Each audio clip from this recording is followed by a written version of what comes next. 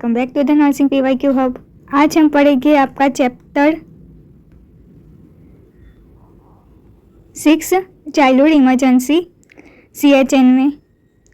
Let's start. इसमें पहला है PLS गाइडलाइंस। तो इसमें पीडियाट्रिक लाइफ सपोर्ट में गाइडलाइंस हम पहले देखेंगे।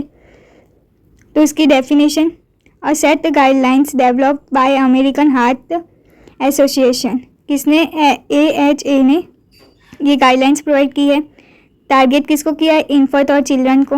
गोल क्या है? कैन उसकी हेल्थ केयर प्रोवाइड करने की, इमरजेंसी केयर ट्रीटमेंट देने का।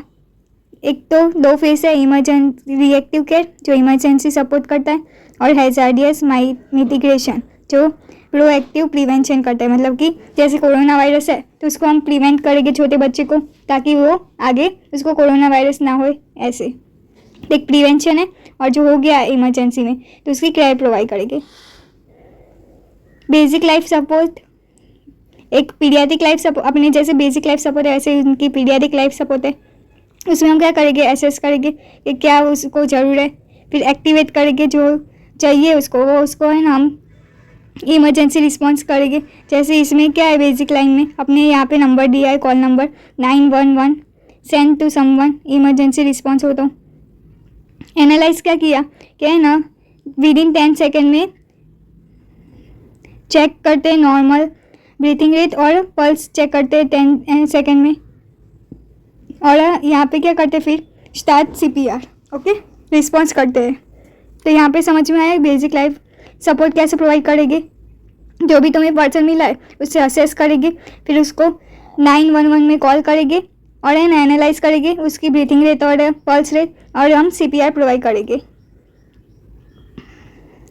CPR में स्पेशलाइज्ड क्या देखेंगे अपने? एडल्ट हो, चाइल्ड में 1 ईयर तक टू प्यूबर्टी, और इन्फेंट में अंडर 1 ईयर। एज रेंज देख ली। हैंड टेक्निक क्या होगा? दोनों हाथ इस्तेमाल करके, इसमें चाइल्ड में 1 हाथ और इसमें 2 फिंगर। कॉम्प्रीहेंशन डेप्थ कितने 2 इंच तक जानी चाहिए, या तो 2.4 इंच मतलब 5 cm या 6 cm। ये स्मॉलर होगा 2 इंच तक, और ये 1.5 इंच तक अंडर डेप्थ जाना चाहिए। रेशियो क्या है? 1 रेस्क्यूअर 30 रेशियो 2 है, मतलब 30 compression 2 breathing mouth to mouth. Okay, सब में सेम है। उसमें सेकेंड रेशियो क्या है रेस्क्यूअर का? इसमें वही है 30 रेशियो 2, फिर इसमें कम कर दिया जाएगा 15 रेशियो 2, और इसमें भी 15 रेशियो 2। समझ में आ गया? अब CPR में मेंटेनेंस लूप कैसे होता है? तो 30 कॉम्प्रेशन हमने दिए पहले, है ना, मिनिमाइज किया chest compression, sorry, the rate 100 to 120 पर मिनट्स। ओके, हम कितने रेट देंगे? 100 to 120 मिनट्स पर मिनट, मतलब कि एक मिनट में 60 सेकेंड होते, और 30 कॉम्प्रेंशन तो 120 कॉम्प्रेंशन हुए। ओके, समझ में आया? और recoil, full chest recoil after every compression, 2 ventilation mouth to mouth breathing देंगे। The breath provides two rescue breath if trained after every 30 compression. Okay, और है ना मिनिमाइज करेंगे, जैसे अपने देखा पहले 30 था फिर 15 किया, वैसे। समझ में आया? डिफिब्रिलेशंस क्या होता है? BCL का, बेसिक लाइफ सपोर्ट लूप का, क्या अटैच, क्या है ना, अटैच एंड AED डिफिब्रिलेशन, मतलब कि जो पेशेंट को अपने शॉक नहीं देते, 2 शॉक देते, एक राइट अपर चेस्ट में देते और एक नीचे लोअर चेस्ट में लेफ्ट साइड में 2 शॉक प्रोवाइड किया जाता है। क्लियर एंड शॉक, जो डिफिब्रिलेशन है उसको है no one is touching the patient, patient को टच नहीं करेगी। तब क्यों टच नहीं करेगी? क्योंकि उसके अंदर इलेक्ट्रिक है। ये इससे क्या होता है, जो हाथ की इम्पल्स होती है ना वो जनरेट करते हैं artificially.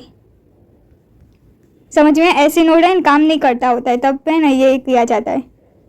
Immediately CPR after delivery the shock, CPR लेने के बाद हम ये करते हैं, जैसे अपने नहीं पढ़ा ABCD, airway breathing CPR circulation और डिफिब्रिलेशन। फॉरेन बॉडी मैनेजमेंट, इसमें है ना आपके चाइल्डहुड इमरजेंसी में फॉरेन बॉडी मैनेजमेंट सब मैनेजमेंट है। पॉइजनिंग मैनेजमेंट, ड्राउजिंग मैनेजमेंट, वो सब है ना मैनेजमेंट करना है। तो अभी हम पहले देखेंगे foreign body management. Airway obstruction, अगर कुछ अटक गया हो, फॉरेन बॉडी कुछ एंटर हो गया हो बॉडी के अंदर, तो हम कैसे बाहर निकालें? तो उसकी साइन है कफिंग, स्नीजिंग, फिर स्ट्रीडॉइड, इनएबिलिटी स्पीक, क्राई। फिर है ना विजुअल चेक कैसे करेंगे? तो माउथ या थ्रोट में चेक करेंगे।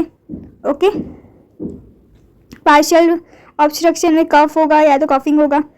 इन्फेंट में कैसे करेंगे? 5 बैक बॉल्स, मतलब कि ऐसे पीछे करके थपथपाएंगे। 5 चेस्ट क्रस्ट थ्रस्ट, ये इमेज में आप देख सकते हो। और 1 ईयर के ऊपर होगा तो वो हम कैसे करेंगे? जो शोल्डर का भाग होगा ना उससे हम नीचे चेस्ट में तक और है ना ऐसे उठाने की कोशिश करेंगे, एब्डोमिनल थ्रस्ट। ओके, ये इमेज में आप देख सकते हो। सेकेंड है हेमरेज। अगर हेमरेज होगा तो क्या करेंगे? असेसमेंट करेंगे उसकी वाइटल साइन कि बीपी नॉर्मल है, पल्स रेट नॉर्मल है, ब्लड लॉस कितना हो रहा है, फिर है शॉक हो रहा है कि नहीं, फ्लूइड रिप्लेसमेंट देखेंगे। मैनेजमेंट, ओरल हाइड्रेशन, रिहाइड्रेशन देंगे या तो है IV फ्लूइड देंगे। डायरेक्ट प्रेस करेंगे अपने लेवल 1 में, क्योंकि वो जो ब्लड है वो शॉक हो जाए वहाँ पे।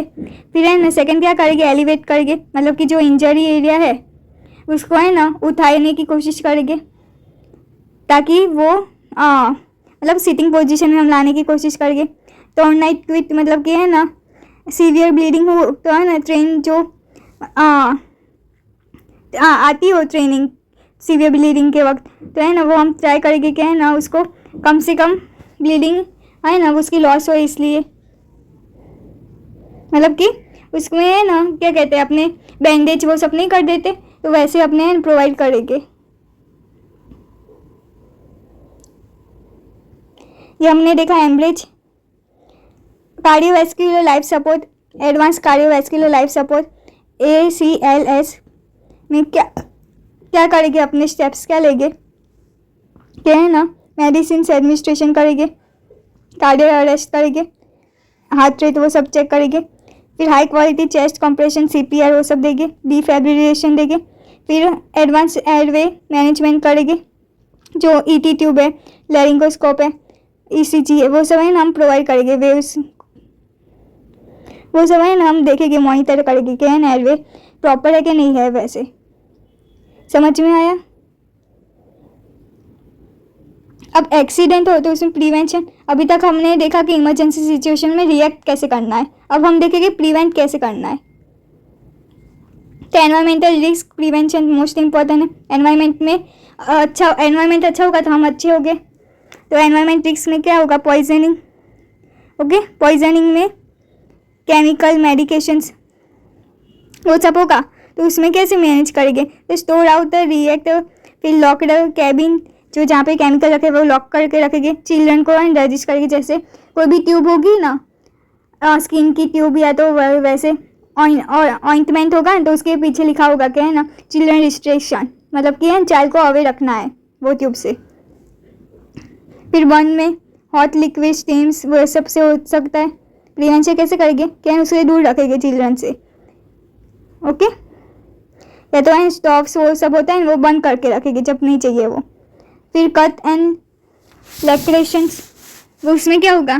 क्या है ना शार्प इंस्ट्रूमेंट है वो सब हम नहीं रखेंगे ताकि वो इजीली है ना छोटे बच्चे को उसको समझ में नहीं आएगा तो वो छू लेगा, तो है ना उससे क्या होगा? क्या है ना उसको ब्लीडिंग होगा, इंजरी होगी। शार्प ऑब्जेक्ट है, ब्रोकन ग्लास वो सब से, तो है ना स्टोर सिक्योरली और हैंडल डेंजरली, है ना डेंजर हैंडल नहीं करना है उसको, ढीला नहीं पकड़ना है उसको, और है ना अवे रखना है चिल्ड्रन से।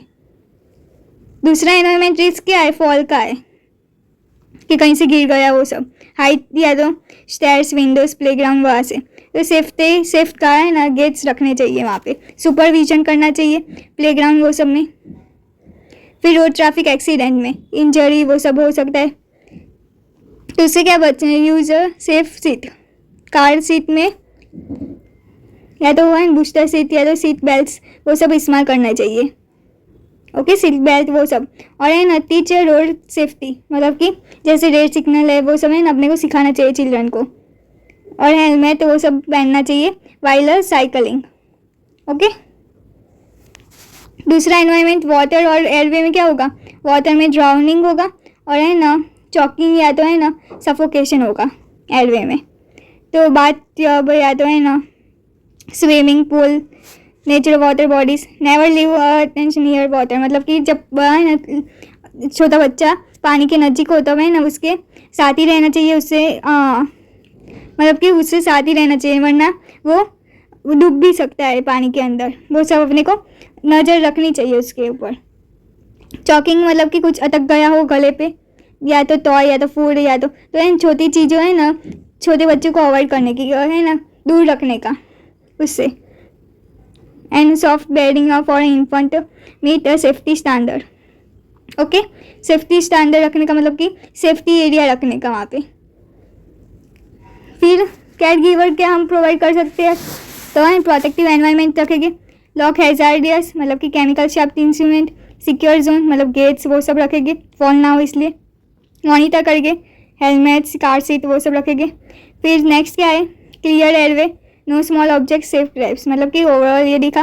रिएक्टिव में हम क्या करेंगे, ये प्रोएक्टिव में मतलब प्रिवेंशन में दिखा। असेस कॉल 911 जो हमने बोला, फिर CPR प्रोवाइड करेंगे, फिर डिफिब्रिलेशन प्रोवाइड करेंगे और टीम कोऑर्डिनेशन को मतलब एक डॉक्टर को सबको बुलाएंगे। यहाँ तक समझ में आ गया ओवरऑल समरी। तो ये आपका चैप्टर छोटा सा कंप्लीट हो गया, चैप्टर नंबर 6। अब हम नेक्स्ट चैप्टर पढ़ेंगे, तब तक के लिए बाय बाय। PDF डिस्क्रिप्शन में अवेलेबल होगी और नोट्स भी टेलीग्राम चैनल में अवेलेबल होगा। Thank you for watching, all the best.